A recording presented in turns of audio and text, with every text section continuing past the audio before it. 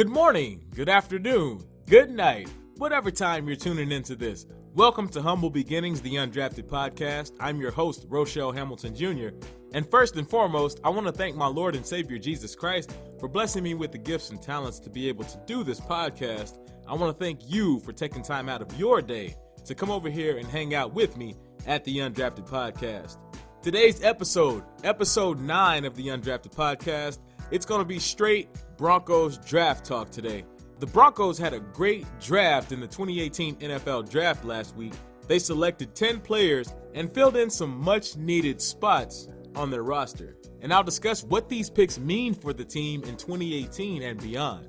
Well, episode 9 of the Undrafted podcast begins now. Let's get it!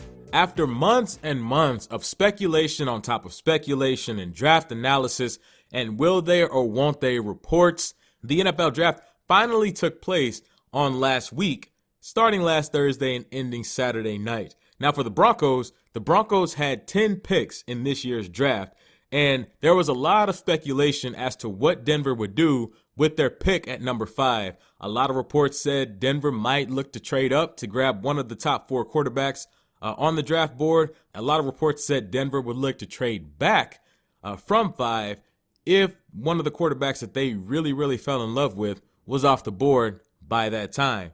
The Broncos ended up staying put at number 5. Well, before I even get to that point, I'll give you a list of the players the Broncos took in the draft. Of course, at number 5, they took defensive end Bradley Chubb out of North Carolina State. They took Cortland Sutton out of SMU in the second round with the 40th pick. They took Royce Freeman out of Oregon, who's a running back, in round 3 with their 71st pick. They took cornerback Isaac Yiadom with the 99th pick in the 3rd round out of Boston College. They took Josie Jewell in the 4th round with the 106th pick, linebacker out of Iowa. They took Deshaun Hamilton. I love that last name. You all know why. That's a killer last name. He was picked in the 4th round with the 113th pick, wide receiver out of Pennsylvania State. They took Troy Fumagalli, the big tight end out of Wisconsin, in the 5th round. Sam Jones was their 7th pick of the draft. They picked him up in round 6, the offensive lineman out of Arizona State. Keyshawn Bierria, the 9th pick for the Broncos, the linebacker out of Washington. They picked him at number 217 in the 6th round. And finally, David Williams was their 10th and final pick, the running back out of Arkansas, who they picked up in the 7th round with their 226th pick. Now, going back to their first pick, Bradley Chubb, Denver decided to stay put at number 5 after Chubb fell to him. They loved Baker Mayfield. He was their number 1 quarterback on their draft board. And, of course, Cleveland took him with their first pick. They also loved Sam Darnold, and why, I don't understand. But, John Elway loved Sam Darnold. And, of course, the Jets took him with the number 3 pick. So Denver decided to stay put at number 5, and they took Bradley Chubb out of North Carolina State, big defensive end. Now, they selected Chubb to give Von Miller the pass rushing teammate that they really haven't had since DeMarcus Ware retired.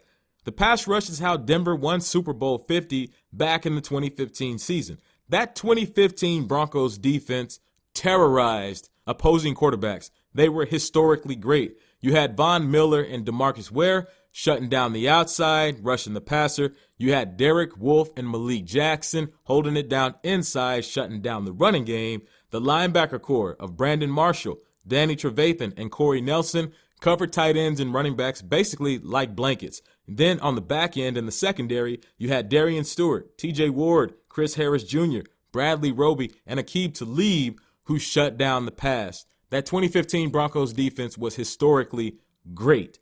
Now, the Broncos, with this formula, with selecting Bradley Chubb, the Broncos are getting back to that hard-hitting, defensive smothering formula that won them the Super Bowl. There's a reason why people say defenses win championships, because with that defense is the only reason why Denver won the Super Bowl that year, despite having an offense that was basically pretty bad in 2015. And that's not a knock on my guy, Peyton Manning. I love Peyton Manning. I loved what he did for Denver. But Peyton Manning's body shut down on him in the 2015 season. But Peyton Manning's mentality, his football IQ, was so great that he was still able to come through for the Broncos with the audibles and with making adjustments to the offense and taking what the defense was giving him with his mentality, he was still able to get Denver out of some sticky situations that season. Bradley Chubb finished his college career with 60 tackles for loss, 10.5 sacks in 2016, to top it off with 10 sacks last year in 2017. The Broncos defense finished top 10 and in some cases top 5 in a lot of categories last year, despite the 5-11 record. But teams took advantage of the Broncos' one-sided pass rush last year by double-teaming Von Miller frequently. Don't get me wrong, Von Miller still had a great year last year with 10 sacks and 51 tackles, but Bradley Chubb gives them another pass rush weapon. And if Shane Ray ever blossoms into the player that the Broncos feel he has the potential to blossom into, the Broncos will have a relentless pass rush. I'm not sure Shane Ray will ever blossom into that player. It doesn't seem to be happening. Of course, he got derailed by injury last year, so we'll see what happens with Shane Ray. 2018 is a make it or break it year for Shane Ray in Denver because there's speculation that Denver is looking at not even picking up his option for 2019. So Shane Ray has one more year to get it together in the Mile High City. We'll see if it all comes together for him to go along with Von Miller and Bradley Chubb and this relentless pass rush that the Broncos have the potential to have. I'm so excited at the potential that Bradley Chubb gives Denver from a pass rushing standpoint. Denver didn't draft a defensive lineman in the 2018 draft, so them not drafting a defensive lineman says the team is pretty confident about Adam Gotsis' rape investigation as far as it playing out in his favor. Them not selecting a defensive lineman says that Denver's done their own investigating and they feel pretty confident about where that investigation is going. It also says that Denver's pretty confident with what's going on with Derek Wolfe and his neck injury, and they feel like he'll be a healthy guy coming into 2018. Now, as far as what Denver does along the defensive line is going to remain to be seen. We won't really know what's going to happen there. It's still a pretty fluid situation with rosters, of course, until they're finally set in late August, early September, or whenever the deadline is. With the second pick, Denver took Courtland Sutton, the wide receiver out of SMU. So that gives Denver two receivers, two former Southern Methodist University Mustang receivers on the Broncos roster. Now, Cody Latimer and Benny Fowler left the Broncos in free agency, which thinned the Broncos out at the wideout spot. Now, Benny Fowler wasn't a great loss for Denver.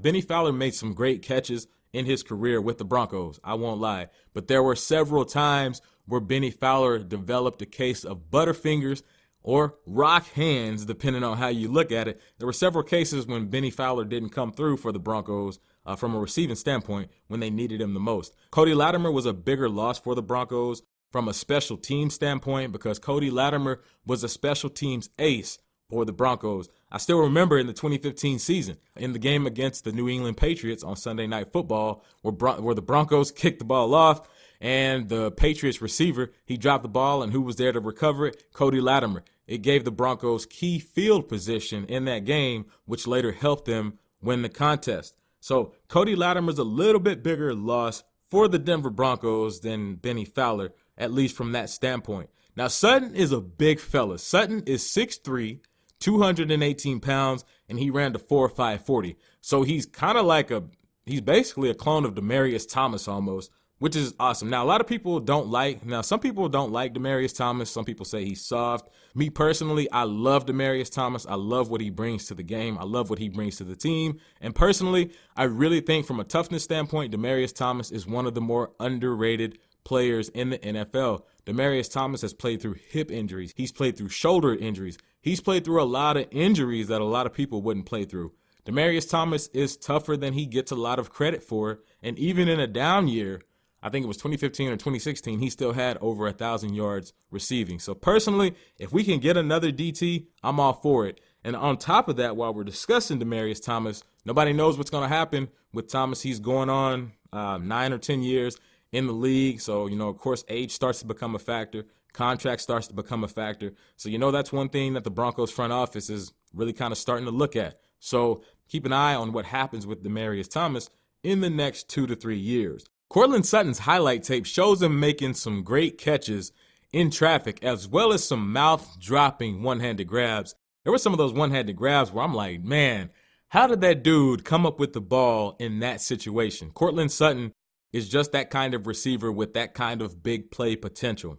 Sutton had 3 seasons of at least 862 yards receiving, as well as back-to-back 1,000-yard receiving seasons. Demaryius Thomas and Emmanuel Sanders are the Broncos' top 2 wideouts, of course, and the Broncos have been looking for a solid third option dude to take some of the double coverage off of these 2 receivers. Opposing defenses last year shut Demaryius Thomas and Sanders down plenty of times last year because simply the Broncos did not have a solid third option at receiver. They had no formidable tight end that they could really depend on in those situations.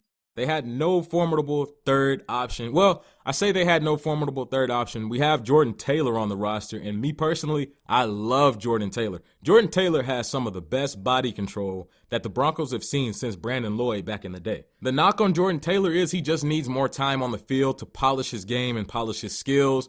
Hopefully he gets that time in Denver, because Jordan Taylor made some great highlight reel catches as well with his limited time on the field. So that's another receiver in Denver to look out for. Number 87, Jordan Taylor. Don't forget it. We all know the Broncos had abysmal quarterback play last year, so with that improving, with Case Keenum arriving in town in 2018, the wide receiver corps should benefit greatly from that standpoint as well. With the Broncos' 3rd pick, Royce Freeman, the running back out of Oregon. Denver released C.J. Anderson a few weeks back, of course. That left Devontae Booker and D'Angelo Henderson as their only 2 running back options going into the draft. Freeman is 229 pounds, so he's that big, beefy running back that the Broncos love back there at the position.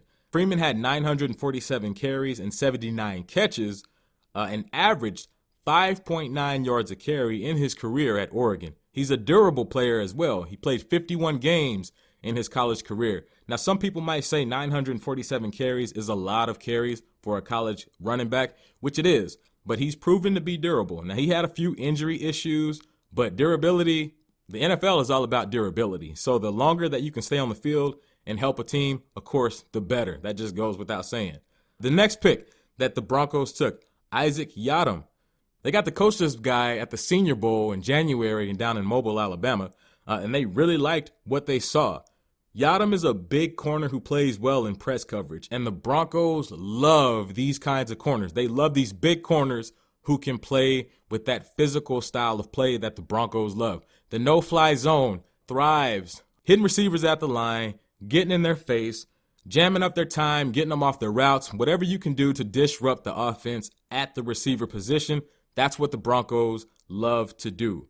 The Broncos play a lot of press coverage. They play a lot of man coverage. So a guy with Yiadom's skills and with his size, he should fit in well with the Broncos at the DB spot. Now, Chris Harris Jr., Bradley Roby, and Tremaine Brock, of course, are the top 3 of the cornerback pack for the Broncos. They also have Brendan Langley from the 2017 draft. Now, Denver uses a lot of specialty packages with 5 and 6 defensive backs on the field. So with that, Yiadom should have plenty of chances to prove himself in the no-fly zone defense. As far as Yiadom is also concerned, he could be a big contributor on special teams, and football Jesus knows the Broncos need all the help they can get at special teams, because the special teams unit was interesting last season. Special teams unit in Denver hadn't really been the same since Joe DeCamillis left for the same position in Jacksonville. I really wish Denver would have fought a little bit harder to keep Joe D in Denver, because the special teams unit, when Joe D was there, was a formidable special teams unit. So a guy of Yiadom's caliber, if he can come in and really make some plays on special teams, it's going to help Denver out greatly. And it's also going to help him make a name for himself as a rookie, like so many rookies do in the National Football League. Josie Jewell, the linebacker out of Iowa. I really like this pick as well. Josie ran a 4.8 40 at the combine, so he's not what you would call, quote unquote, a speedster at the linebacker position, but make no mistake about it. A 4.8 40 ain't too shabby from a linebacker standpoint. The catch with Jewell is he had 3 consecutive seasons with at least 120 tackles. So that tells you he's a sideline-to-sideline guy. Denver needs this at the position. We've been waiting for a sideline-to-sideline linebacker for a while. That's not a knock on Brandon Marshall and Todd Davis. Denver needs help at the position, period. Those guys are great, but Denver still needs help at the position. Josie was a 3-time team captain for the Hawkeyes. That's another aspect that Denver really focused on, was getting dudes who were leaders not only on the field but in the locker room as well. A leader in the locker room is important when you hit those times in the season where it's just a drag, where the season is, you're just ready for the season to be over, or things may not be going right in the game. You need those leaders in the locker room to hold players accountable. When those mental storms hit, or when those physical storms hit, you need those players that'll step up and say something to people and hold people accountable. Josie Jewell's one of those guys. Jewell is good in coverage, which has been an Achilles heel for Denver linebackers for a few years. Denver needs depth at the linebacker position, so Jewell helps out automatically from that standpoint. They lost Corey Nelson to the Eagles earlier in the offseason. Josie will probably do a lot of his work at inside linebacker in the Broncos 3-4 scheme, as well as on special teams. So he's another guy that could be a special teams ace. Please, fingers crossed that he works out on special teams. Now, this next pick that the Broncos took, Deshaun Hamilton. I love the last name. Of course, I love that last name. That's a great last name. That's a killer last name, of course, because we shared the same last name. Big wide receiver out of Pennsylvania State. They coached this guy as well at the Senior Bowl in January. He's a good route runner, knows his place on the field against different coverages. That's a big deal in the NFL, is you got to have a guy who's smart. You got to have a guy who knows his place on the field. So when the play breaks down, or if he has the audible real quick, you got to have a guy who can make adjustments on the fly and who really knows the playbook. John Madden used to have a saying that 90% of the game is mental, and that's so true. Now, don't get me wrong. You got to have a guy who's in the weight room, who's working on his speed, working on his agility, working on his strength. You got to have all that. But you can have all the talent in the world. You can have all the strength in the world. You can have all the speed in the world. But if you don't have it between the ears, you're not going to be successful in the National Football League. Is he in the playbook? Does he digest information properly? Does he digest it quickly? Can he make adjustments on the fly? Is he comprehending all of the different plays, all of the different coverages, the different spots that we're asking him to do? Does he comprehend this, and does he comprehend it well? That's what makes a great NFL player. If you don't believe me, look at Tom Brady, look at Peyton Manning, look at Drew Brees. Not the most athletic guys, but some of the smartest guys that ever set foot on a football field. We all see the success that these dudes have had as a result.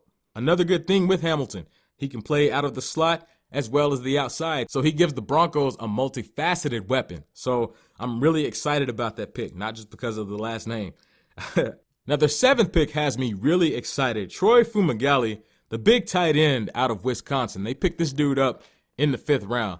This dude is huge. He's 6'6", so he's a big body at the tight end position. He was a captain at Wisconsin, going back to the leadership theme that the Broncos really placed emphasis on in this draft. Fumagalli had 93 catches over the last 2 seasons. He's a good blocker and a good route runner, and you need that at the tight end position. We've had good blocking at the tight end position with Virgil Green. Of course, he's gone now, but now we've got to get a guy who can run good routes. The Broncos expect Jake Butt, who was picked in the 5th round last year in the 2017 draft, to have a big role in the offense. Now, of course, Jake Butt was on injured reserve last year, so nobody knows how he's going to play out. But hopefully, Jake Butt and Troy Fumagalli will really work out well for the Broncos at the tight end position. Tight end is definitely a spot that Denver has to improve in. No questions about it. Denver has to get better at the tight end position. We had way too many 3-and-outs last season because we had no tight end that could really step up and come through for the Broncos when they needed it. Well, we didn't really have a quarterback who could really lead the offense the way the Broncos needed it to be led last year as well. So that kind of goes hand in hand. With Case Keenum being in town, on the last podcast, I covered how Case Keenum used Adam Thielen and Kyle Rudolph effectively up in Minnesota. So for Case Keenum to be successful, he's going to have to get that same kind of production from the Broncos at the tight end spot. So it remains to be seen, but I am extremely hopeful. I like what I see from Troy Fumagalli so far. When you look at it through history, every great quarterback has had a great tight end as their go-to guy. Peyton Manning had Dallas Clark. Tom Brady has Rob Gronkowski. Drew Brees had Jimmy Graham. John Elway had Shannon Sharp, and the list goes on and on. Phillip Rivers had Antonio Gates. So you got to have a great route running, great pass catching, great blocking tight end to really be successful in the National Football League, especially when it comes to those 3rd and shorts. those goal line situations, those situations that can really make or break your offense, and as a result, can decide whether or not you lose the game. That's where your tight end comes up big for you. So as far as the Broncos offense goes in 2018 and beyond, more third down conversions, less 3-and-outs. Please, football gods, please. The Broncos' 8th pick, Sam Jones, the offensive lineman out of Arizona State. He played both guard and tackle in his college career. Some say he needs to get stronger before he can be a formidable NFL lineman. Now, the Broncos traded for Jared Veldheer earlier in the offseason, so it does kind of buy them some time from this position standpoint. With Jones being a weaker guy, according to some people, he may be able to compete for a backup spot on the inside, like at the guard position, or the Broncos may elect to put him on the practice squad, let him beef up a little bit, let him get a little bit stronger, and then put him out there either later on in the season or the following year. So it remains to be seen what happens there. But it looks like the Broncos might be happy with what they have at the offensive line. But again, the rosters aren't set. It's still a fluid situation. Teams add guys, undrafted free agents throughout the offseason. When teams let guys go, when roster cuts start happening, you might find a diamond in the rough or a surprise that you didn't expect to be there, and they may bring him in. So it kind of remains to be seen what happens there. Keyshawn Bierria, the 9th pick of the Broncos out of the draft. He was a 3-year starter at Washington during his college career. Smart linebacker with good instincts. He's 6 foot, 230 pounds, ran a 4.79 40, played in 54 games, had 3 seasons of at least 60 tackles. Now, Denver will more than likely use this guy on special teams primarily. He's an upgrade for him on special teams, as well as gives them some depth at linebacker, which is greatly needed. Keyshawn Bierria has a chance to really come in and make a name for himself in a backup role so far in Denver. And, you know, Brandon Marshall has contract talks coming up, and so it remains to be seen what happens there. I love Brandon Marshall, so I hope Denver can work that out. Their 10th and last pick of the 2018 draft was David Williams, the running back out of Arkansas. He transferred from South Carolina to Arkansas for his senior season. He led the Razorbacks offense with 656 rushing yards and 10 total touchdowns in 2017. He's 6'0", 224 pounds, so he's a big running back that the Broncos really love. He ran a 4.5 40, so he's got some speed to him. In 2017, he had 18 carries of at least 10 yards, so the big play potential is there, and you love that from a running back standpoint. Now, with the Williams pick, the Broncos have 3 running backs who are at least 220 pounds: Devontae Booker, Royce Freeman, and David Williams. Now, Williams will have some work to do to earn more carries on the field, because with these 2 picks, Royce Freeman and David Williams, the Broncos are at 4 running backs now, which you really need in today's NFL. But Coach Vance Joseph said he wants a more punishing running game. So with the Williams pick, Denver definitely has the size at running back to give Vance Joseph what he wants so far. Speaking of Vance Joseph, I love Vance Joseph. Let me put that out there first and foremost. I love Vance Joseph. I think he's a smart guy. When you listen to his press conferences and his conversations as far as what he likes to do, as far as his football philosophy, he has a lot of great ideas, and he has a lot of great things that he would like to do from a coaching standpoint. So I love Vance Joseph.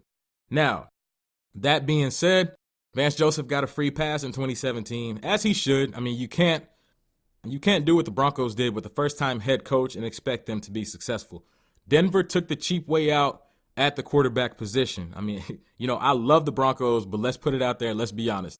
Denver was cheap at the quarterback position. They didn't want to pay premium price for a quarterback, and they paid for it big time in 2017. You get what you pay for. So when the Broncos brought back Brock Osweiler, I knew right then and there Denver was in trouble. So with all that being said, from a quarterback standpoint, Vance Joseph didn't have a lot to work with. From a tight end standpoint, Vance Joseph didn't have a lot to work with. From an offensive line standpoint, they were better than they were in 2016, but he didn't have a whole lot to work with. So it would have been wrong for the Broncos to fire Vance Joseph, given all of that, after just 1 year. And even if they would have given him all the weapons that he needed to have in the first year, you can't expect the guy to come in as a first-time head coach and expect to just blow things out of the water. I know a lot of fans expect that, but from a realistic standpoint, that's a tall order. And one aspect that people forget about the position that the Broncos were in it would have looked terrible on the Denver Broncos across the NFL, players and coach-wise. It would have looked terrible for Denver to hire a guy and then after 1 year turn around and fire him.